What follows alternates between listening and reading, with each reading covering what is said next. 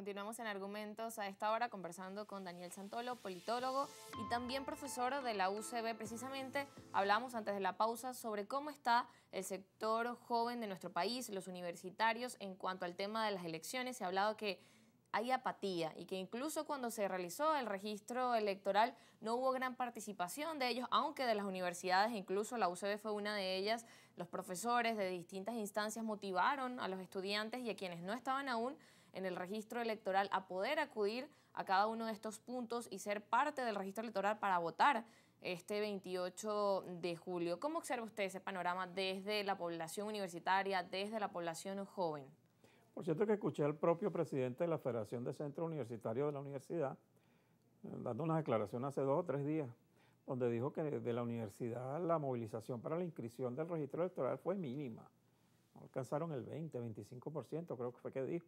Además, y alegó, y diciendo que hasta a 10 minutos de la universidad queda el Consejo Nacional Electoral, donde podían irse a inscribir caminando nada más la Plaza Venezuela. Porque hay una apatía muy grande en los jóvenes. Los jóvenes están estudiando con un objetivo, su gran mayoría, graduarse y irse del país. Eso es lamentable, sí es lamentable, pero ¿por qué? Porque nosotros tampoco hemos sido capaces de conquistar a los jóvenes, de decirles que sí es posible un futuro en el país, de que sí es posible desarrollar una carrera dentro del país.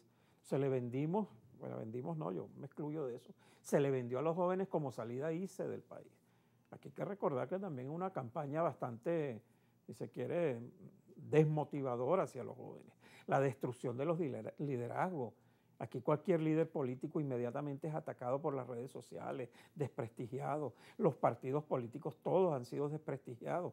¿Qué motiva a un joven a ir a un partido político, a militar en un partido político? No hay motivación alguna, porque los partidos han sido muy desprestigiados, los líderes han sido muy desprestigiados. Por eso te decía que este proceso electoral va a descansar en los hombros de los adultos, porque son los más interesados, los que quieren recuperar la democracia. Los que han participado también en otros procesos Exactamente. electorales. Entonces, ahí hay un sector, y por cierto, se hablaba de que casi habían 2 millones de jóvenes sin inscribirse. Sí, no, 3 millones. 3 millones, se llegó a decir. Bueno, no se inscribieron ni 200.000. Entonces tú dices, bueno, ¿qué está sucediendo eso? No hay motivación, no hay interés, porque lamentablemente la política y el propio sistema de gobierno no te ha dado respuestas.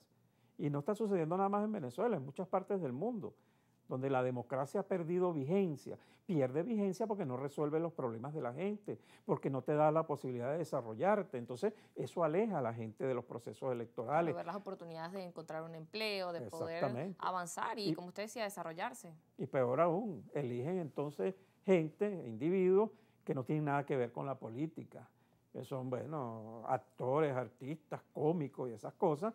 Bueno, y los resultados están a la vista. Entonces, bueno, eso hay que reconstruirlo, hay que motivar a la gente a participar, a votar, a participar en las organizaciones políticas, en las organizaciones sociales, en las ONG.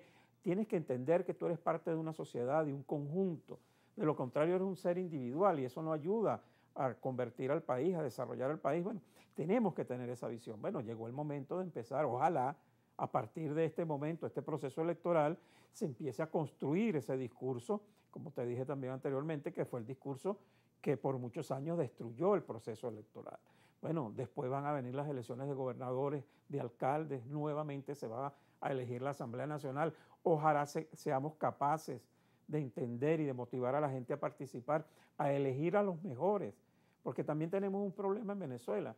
Tenemos 20 años votando en contra de, no a favor de un proyecto, no a favor del mejor, sino yo voy a votar en contra de esto porque le tengo rabia a estos. Entonces, ¿qué ha logrado eso? Elegir, y tú te pones a ver, lamentablemente, eliges no a los mejores. Y bueno, los resultados están a la vista.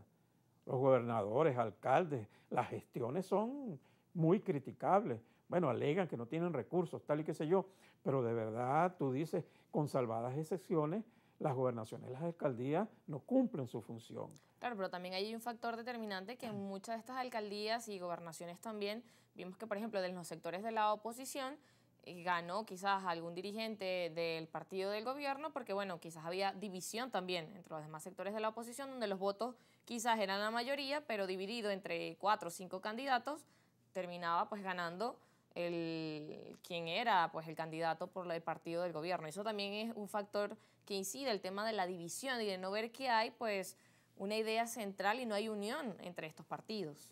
Claro, el problema es que también aquí nos vendieron un fetiche, la unidad, que si no estamos unidos no hay posibilidad de triunfo. Bueno, pero sí la hay, porque tú lo que tienes que votar es por el mejor candidato, el que te represente con mayor facilidad, el que tenga la mejor propuesta. No es necesario unificar a todos. Además, la democracia tiene que tener la posibilidad de que tú escojas entre varios candidatos. No es democrático tener solo 2 candidatos. Son procesos polarizados, pero ¿eso qué te indica? Bueno, y los demás no tienen derecho. Las demás ideologías, las propuestas que vienen de otros sectores. Esos son sociedades, ejemplo, Estados Unidos. En Estados Unidos hay varios candidatos, no solamente Donald Trump y Biden. Bueno, que se polariza, eso es otra cosa. Pero tú tienes la necesidad de plantearle al país otras alternativas. Por eso te decía, hay 9 candidatos de oposición. Bueno, nos toca a nosotros como ciudadanos entender, comprender, buscar al mejor, el que me garantice que estabilidad política, desarrollo, bienestar social, y eso por eso hay que votar. Por eso te decía, no podemos seguir votando en contra de. Yo quiero votar por una persona que me garantice que este país va a salir del conflicto, va a salir de esa confrontación inútil y plantee unificar al país, cohabitar, porque aquí también hay palabras que le han hecho la cruz. Bueno, cohabitar, sí, tenemos que cohabitar, porque todos somos venezolanos. Tenemos que colaborar. Aquí la gente la acusaban de colaboracionista. Bueno, yo quiero colaborar porque el país salga adelante. Eso es malo. Entonces, no, yo quiero que el país le vaya bien. Y para que le vaya bien tenemos que todos caminar por el mismo camino, tener un ideal y una sola meta.